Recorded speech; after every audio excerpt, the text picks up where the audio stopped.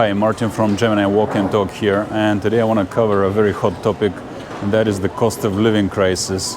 So I've come here to a neighborhood of Seattle called Queen Anne, which is quite expensive, and I used to live here for 7 years. And here they built a new Safeway grocery store, and I heard a lot of people are kind of shocked by the prices. So I came here to cover the prices, and after I cover this grocery store and the food prices, hopefully the weather outside gets better, and I'll talk about housing, which is yet another shocker. So I'm going to turn the camera around and walk you through this store and tell you what I'm seeing and how much things are costing. So starting here at the beginning,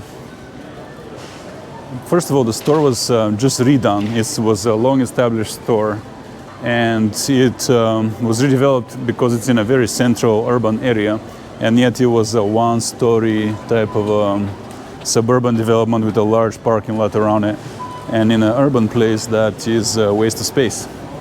So they redid it, and once it reopened, people were kind of shocked by the prices. So let's take a look at what we're seeing here.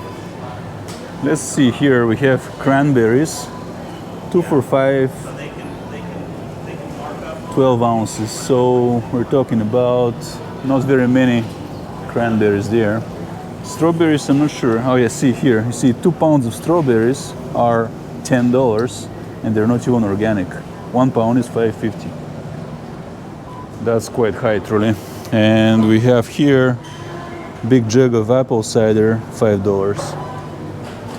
Now, on this area here, we have some of the ready-to-eat foods, and I'm seeing like this packaging is about $6.40 for members, so-called. You have to have a member card to get the better price. Different stuff here. Mashed potatoes, scalloped potatoes, $9 for 32 ounces. That's just potato in there, $9 for a side dish. Over here they're selling hot food and sandwiches and some kind of sushi. If you want a large poke bowl, looks like $16. Sandwiches, a large sandwich, $15. Breakfast sandwich, $4. And mind you, I'm not in a restaurant, I'm in a grocery store where this is just grocery store food. Here we have some fried chicken. For fried chicken, $9 for members. I can't quite tell how big it is, but you're seeing it, it's not that big. It's 2 chicken strips and 1 little one for $9. We have garlic bread here, no, it's not even garlic, it's just sourdough. $5 for this bread right here. It's like half a bread or something. Here we have some kind of salads, potato salad, $4.50 for a pound. Again, that's just potato in there. Dips, $6 for a dill pickle dip. Stuff like hummus and spinach dip, $5-6 as well. Over there is the fried chicken, $21 for 16 pieces is the top price, $10 for 8 pieces. So that's what you need to get for fried chicken. Here we have deli meats, things like ham, turkey breast, about $15 a pound on average, 17, 15, 13. Cheeses looks like $13, $14 a pound. Mind you, if you're in Europe, a pound is less than half a kilo. So far, I went through this section and I just can't help but tell you that that kind of food is really toxic. And so these prices are for non-organic pesticides, and also the oils they're using are industrially made toxic oils as well. And so for that kind of food is what you're paying these prices. And used to be, there was organic food, it was very expensive, but the normal baseline food was a lot cheaper in the USA, but that's no longer the case. Now, what you're seeing here is the prices on the baseline food, which is still not healthy. It still has quite a lot of toxic ingredients. And this is a Safeway, which is not really an expensive store. At least it wasn't supposed to be. But even what used to be cheap, like a Safeway, like a McDonald's, is now expensive, even though what you're getting is still not that great. So let's keep looking. Here we have the bakery. One thing is good about Safeway is they bake their own goods in-house for the most part. Some of them are not from here, but some of them are fresh. Let's take a look. Bagels. It's a big bag of bagels, but $6 for bagels. It's a bagel each, $1 each for a bagel. It's basically a little pastry, round thing. Yeah, so basically the bagel price has become $1 now. Here we have donuts, and it looks like they're also $1 each. Bulk is 12 for 12. And single ones, I don't know, 1.20. So if you buy them single, they're even more than $1. And the loaf of bread around here, almost $5 for this kind of bread.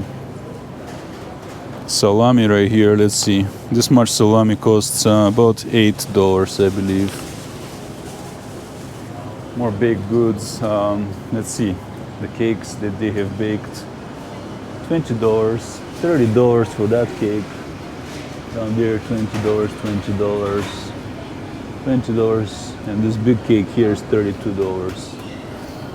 More cakes over here, $25 for that strawberry one, etc.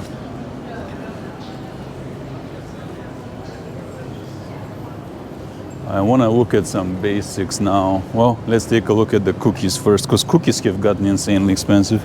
$9 for these cookies right here, 12 count, $9. So even a cookie is more than 50 cents now. And in some stores, and mind you, this is not an expensive store, this is just an average store. But yeah, the cookies, just a single cookie is now becoming more than half a dollar, 50 cents. Here we have meat and ham, first ham. These hams are small cuts. Per pound is $8 for that ham. The issue with these type of hams normally is they put nitrates and a bunch of other stuff, so you can't really eat them if you're concerned about your health. But yeah, you see here water salt, potassium lactate, modified potato starch, sodium phosphate, sodium whatever, sodium something else, another sodium nitrate. They pack this thing with chemicals. And that's the case with most of these foods, truly. And yet they still cost a lot of money now. And another gripe I have is everything now in a grocery store comes in plastic. Look, they're wrapping perfectly good meat, they're pumping it with chemicals, and then they're wrapping it with plastic. Then they're charging you mad money. The spare ribs are $4 a pound per on sale, which is good. Pork is generally cheaper. And yeah, these prices on pork is like $5 a pound, something like that. $2 for a loin chop per pound. That is really cheap. Hopefully it's fresh. Big saving on this one in particular. Some of these are marinated. Again, when they marinate, they use bad ingredients normally, so you better do it yourself. But yeah, pork prices are not bad from what I can see here. Beef is more expensive normally, and so you see the prices just went up, $7 a pound, etc. But even for beef, these are not the worst prices, but it's also not the best kind of beef. It's grain-fed, and usually it eats grain with pesticides, so it's not the best kind of animal to eat. Here, probably a little bit. You see here we have supposedly American Wagyu, which is a whole topic of its own. It's not real Wagyu, but it's $11 for a pound of ground beef of this kind. This one is a bit better because it's like a 2-pack or something for, I don't know, or is it, how many are here? 2-pack, yes, but it's a 3-pound value pack. So 1.5 pounds each for $19 just for ground beef. Here's this ground turkey in plastic. It really freaks me out how it's all wrapped in plastic. And so on. Meat prices, from what I've seen compared to where I shop, are cheaper. Some probably higher end stuff in here. There's some seafood here. Here's $9 for Atlantic salmon, farmed, and that's really the worst kind of salmon you can get because it's dirty and it sits in a farm. It doesn't swim and develop proper body and fat and all that kind of stuff. So yeah, the rest of the basics are hopefully around here so I can see. The stuff Coffee Mate is just pure cancer and diabetes. You don't want to ever have it. Milk is interesting. So for organic grass-fed, kind of half and half cream and milk, It's $4 for a pound, and it's not the worst price truly. Where I shop, that's a worse price for that, a little higher. But still, for other parts of the world, it's very high. Milk is here. This kind of milk. So at this point, half a gallon, I believe, is this milk, is almost $5. $4.30 for a member, $4.80 for the rest. This is a gallon of milk, $5.50, and this is again the bottom of the barrel kind of milk. But at least it's whole milk, which actually has more nutritious value than the reduced fat. And then another big thing was the price of eggs. For a while were insane, but they came back down a little bit. Frozen stuff I don't really want to bother looking into. Here is an example of Rao's pasta, 2 pounds of pasta sauce for almost $9, just for the sauce for your pasta, not anything else.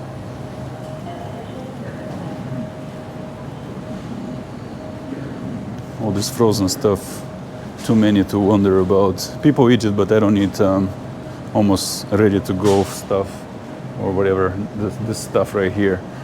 But it's worth actually seeing. First of all, it's again all covered in plastic, it stays in there, and then $4.50 you are paying for 12 ounces, so under a pound. And then if you read the ingredients, it's not good at all. Frozen pizza over here, $8 for a DiGiorno frozen. It's over a pound actually. It's kind of cheap, this pizza. $5 for this one down there, ultra thin crust though. Who knows how much food is in there truly. So yeah, interesting stuff. They also do have some organic stuff, electrolyte solution, $5, etc. But the prices are quite high actually. I don't know how it compares to another Safeway, because this one is brand new and in an expensive neighborhood. But what I'm seeing is still a little cheaper than when I shop, but not by very much. I shop at organic markets and local markets and co-ops, etc. I avoid this kind of food at all costs. Here's coffee. Coffee has been getting really expensive, to the point even making coffee at home is expensive if it's a good kind of coffee. It's at the bottom there. Here we have this kind of sugar syrups, $6.50 a bottle for just pure liquid sugar. More of the stuff. Nescafe, just really fake cafe, like the bottom of the barrel, worst kind of coffee ever. $7 for this stuff. And then here we have actual coffee beans. Let's see, this is a good brand. Craziness, look at that. Original price $18, member price $15 for 12 ounces. That's 340 grams, under a pound. That's lately the prices of coffee. And then later I'll pop into Starbucks, which is in here too, and show you their prices on things. But lesser grade coffee, it's a little cheaper, but still, and it's all pre-ground, which is stale, it's not fresh. All these coffees, even this is supposed to be a cheaper grocery store. Original price is $16. Temporary discount for sale price, member price, whatever. Yeah, you're talking $16 for a bag of coffee that is decent quality. Here we have olive oil, is also insane priced lately. Typically, down here, these oils are just horrific. They're made in a factory, and they used to be byproduct of industrial processes for machines. And at some point, someone decided they can sell them to people to eat.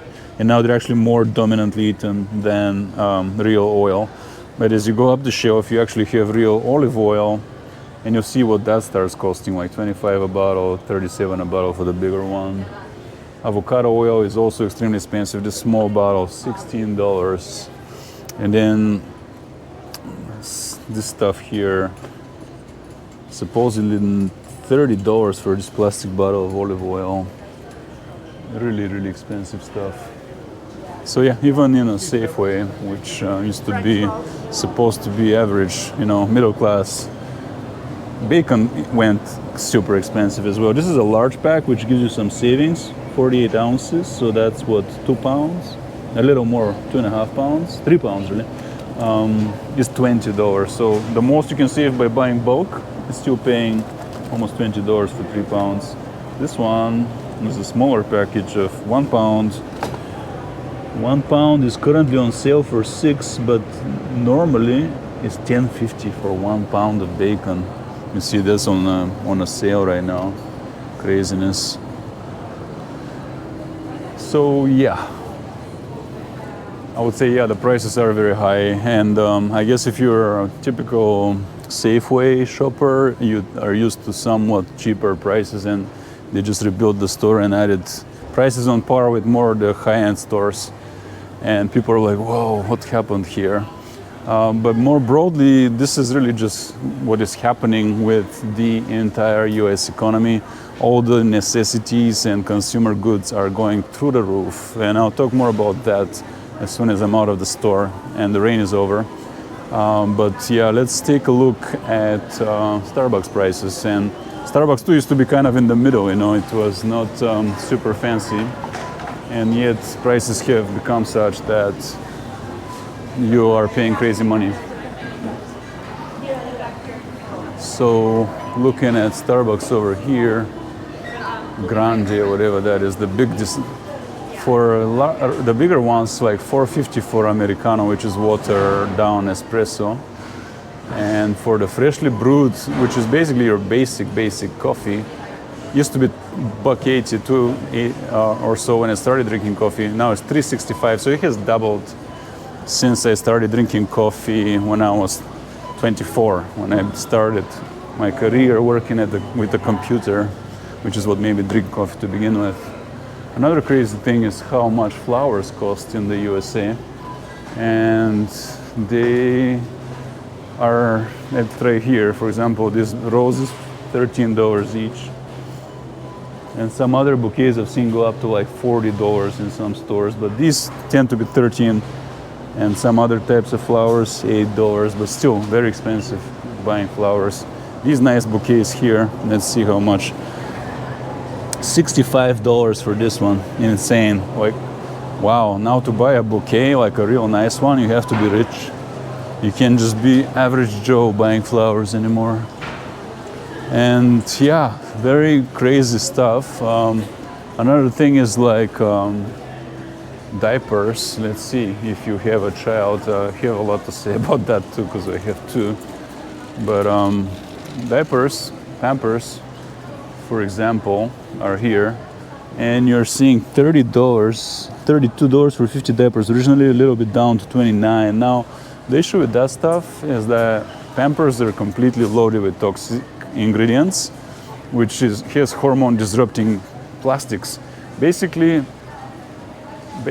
Pampers are made of plastic, and some of those plastics are toxic. They have all different names of toxic plastics, but it goes right against your baby's genitals, and it has hormone disrupting chemicals, and you're actually able to mess up your child's life for a lifetime that way if you don't avoid them. So you're talking about almost $1 a diaper. A baby can go through 4 or 5 a day easily, and yet they're the kind that poison your baby. So you don't want that, and the healthy ones cost even more, so people avoid spending more money on what they should be buying, which is cleaner. And it's unfortunate because a lot of children get damaged and get their endocrine system, the hormones, disrupted by all these chemicals that I'm talking about that are in the store. So again, this store is by no means healthy, and yet the prices are very high. And that's just part of the story. So I'll tell you more as I'm able to switch location and talk about restaurants and housing around here. I came to a restaurant now because I hadn't eaten since yesterday, and it's a good opportunity to show you the prices around here. I got something off the specials menu, which is the Country Egg Benedict, and it's rather simple, but it costs almost $20, $19 before tax and tip. So it will end up costing like $25 when I check out of here. So let's see how good it is, and I'll show you the rest of the prices here And this is basically an average restaurant. It's kind of like your average American diner. So I finished my food. I'm actually still hungry, but I will have to drop something like $25 for this. And you see the other prices here. Sandwiches and pancakes and burgers are about $20 each. Fish and chips, 23. And then if you want onion rings instead of potatoes, it becomes 27. It's just madness. Everything is really, really expensive lately. So yeah, and this is, standard prices. So I ate my lunch. I'm still hungry, by the way, and I want to get more food at a coffee shop or something like a bakery. I'll show you later, but I got caught by the rain. So I'm going to use this opportunity to talk about how, I paid nearly $25. You have some wiggle room for tip over there. And, people, they demand tips around here. It's not like a little deal. It's a big deal around here. Anyway, with the tip, almost $25. And I'm still hungry, first of all. Second, the food is mediocre. Like, I don't mean to knock the restaurant, but this is now the standard, If you want a standard basic sandwich or breakfast with eggs, whatever, you're dropping $25 every single time per person. And I don't drink anything there. I didn't get dessert, I didn't get coffee, nothing. And still that is the price. If you get a drink or two, over $30 easily. And my issue with that is like you're paying already very high prices, but for basic stuff. Because if you saw, the ingredients are not the best, the potatoes are whatever, didn't taste the freshest or nicest. Benedict I like, but it is what it is, that was a basic thing. And now it's like, oh, you want a Benedict? A quarter of $100. And then you see all the condiments. It's like the most basic Heinz ketchup, which is full of sugar and bad ingredients. All the sauces are the same you can buy at Safeway. So it's not like you're getting anything special in there at all. You're getting basic food, basic food. And you see the prices, and yet it was full. The entire place was full. And people like it and even have voted it the best breakfast in town and whatnot. And they're spending the money, they're over there eating, and that's really what's happening now. Even with the high prices, what I'm seeing, all the restaurants in Seattle are packed. So people must be making money or going into debt. I don't know which one of the two, maybe both. But prices are very high. We're still surviving. We still can actually eat, but it is a hit in your wallet every single time now. You have to think, okay, well, I can actually cook a lot better with many better ingredients than this, and it will come out a lot better. I just have to spend some time, and I'll cook a bigger amount, and it will be healthy, and I'll eat it with my children. But if I'm out here, I'm filming, I haven't eaten all day, I have to get some food, and then every time I'm like, oh man, I'm getting knocked. Like, I'm paying all this money and it's not even that good, and that's my issue with it. I more so lately sway towards knowing what is actually good and going and buying for that, even though it's a little more expensive. Because even if I buy basic, just baseline stuff, I'm still paying crazy money. So might as well get the good things anymore at this point. And then all the rest is just at home. Especially with kids, you just can't really be paying such prices. If I went there with my wife and kids, even though the baby doesn't yet eat out, but let's say in 2 years when he does, with the 2 kids and the wife, if the kids share a meal, it would be something like $75. And if the kids eat their own meal, $100 to eat a basic breakfast. And that's now, and the prices are going up and up and up and up, and it's actually kind of scary. And I'll talk more later about what caused all this. But yeah, these are just real life examples of what it's like to live in Seattle. I now came to kind of fancy hip coffee shop called Cafe Hagen, as in Copenhagen, the capital of Denmark. And it is supposedly the Denmark style coffee shop, and I have to say I like it. I like the coffee, I like the food, though the prices here are also crazy. And I'm gonna have some salmon mousse type of food, and I'm not even drinking anything because I already had coffee today. And I'll show you what the prices are like, and just a little bit more of my sentiment. This is the latest addition to this strip that I know about, because I used to live down the hill a little from here, and it didn't exist back then. But when I stop by, I like to get this place.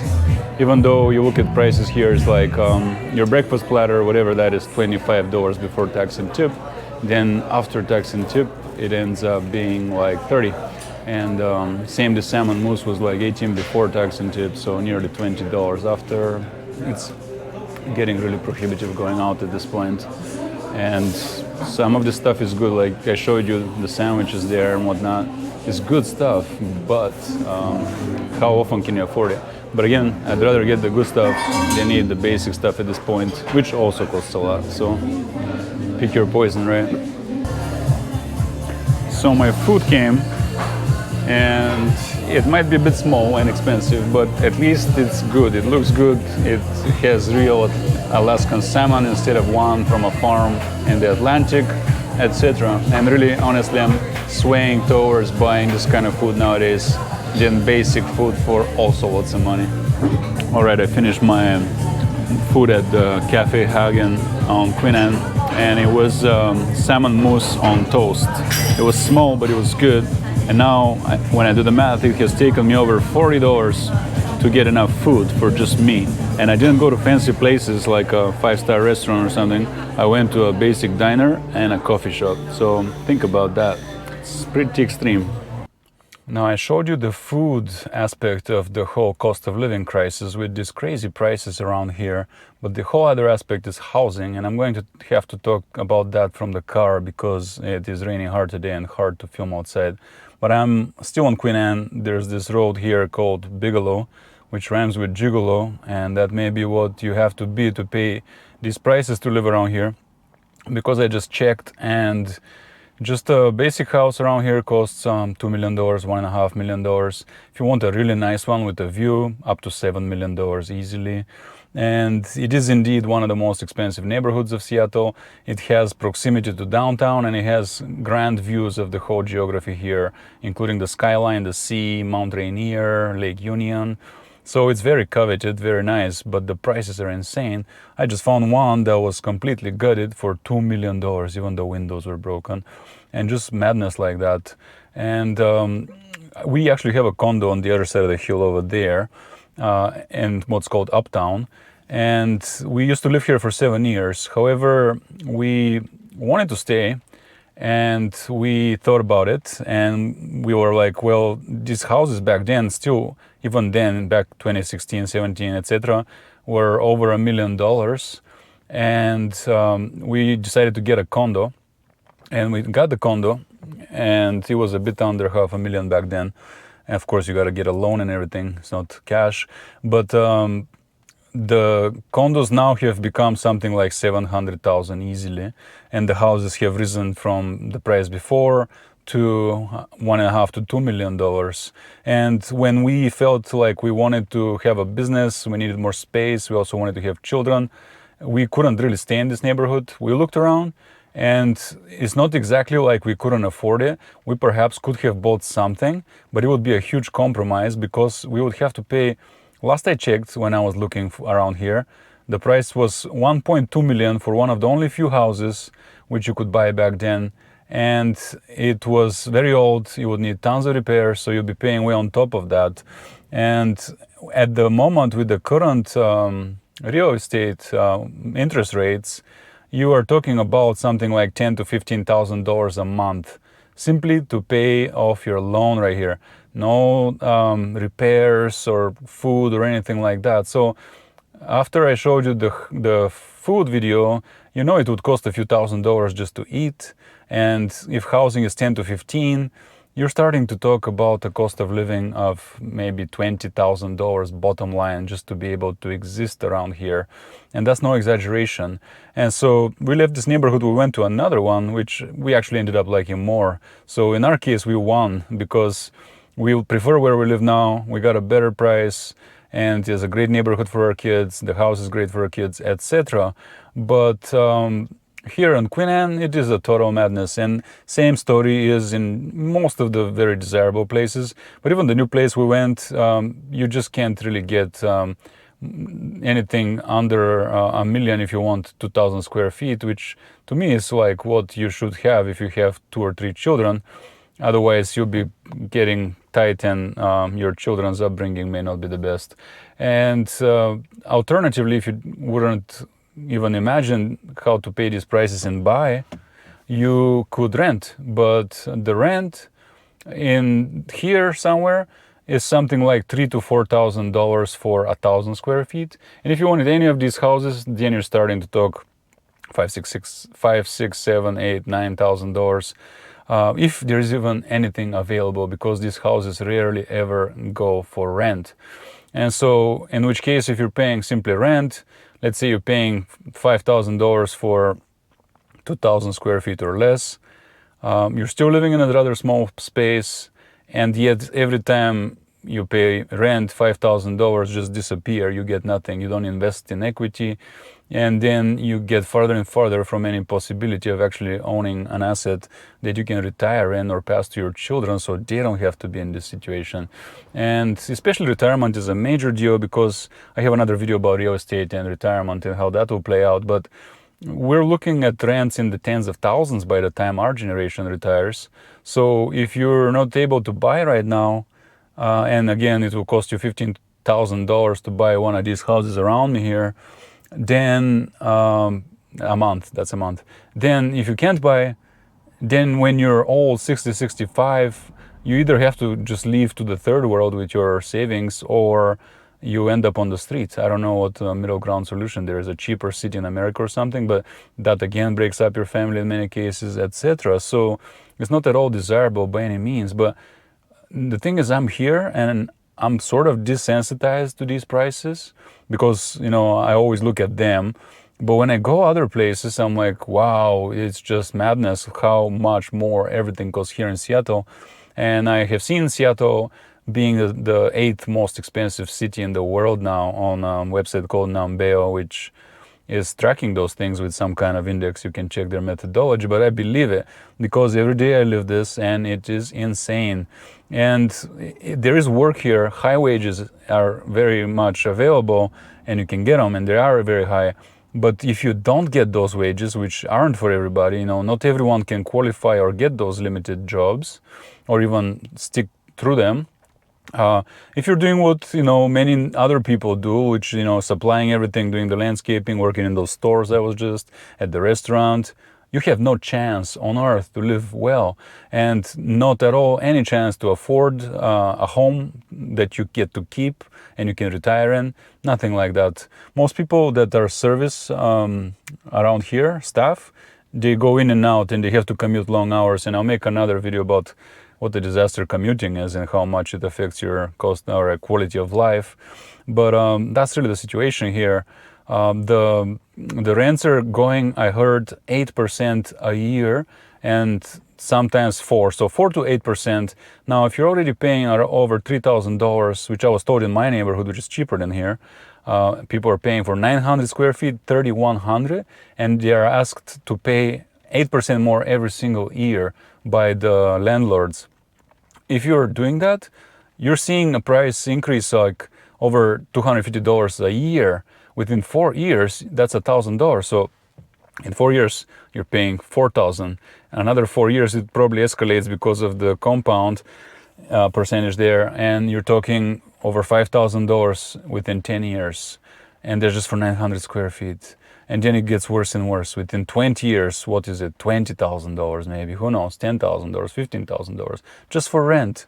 And so it's a runaway train type of situation where our wages are kind of really stuck and slightly maybe going up, while the cost of living is just crazy high and going higher. I see lately the inflation has ticked up again. It's on like over 3% core inflation, which is still 50% above the target and average for the last 40 years, which is 2%. So we're still growing at 50% faster inflation than people were used to in America. And that's on top of extremely high prices already. And again, the people who are middle class and just work the so-called normal jobs, they can already afford nearly nothing. Then you have stuff like private school. Childcare is abysmal in Seattle.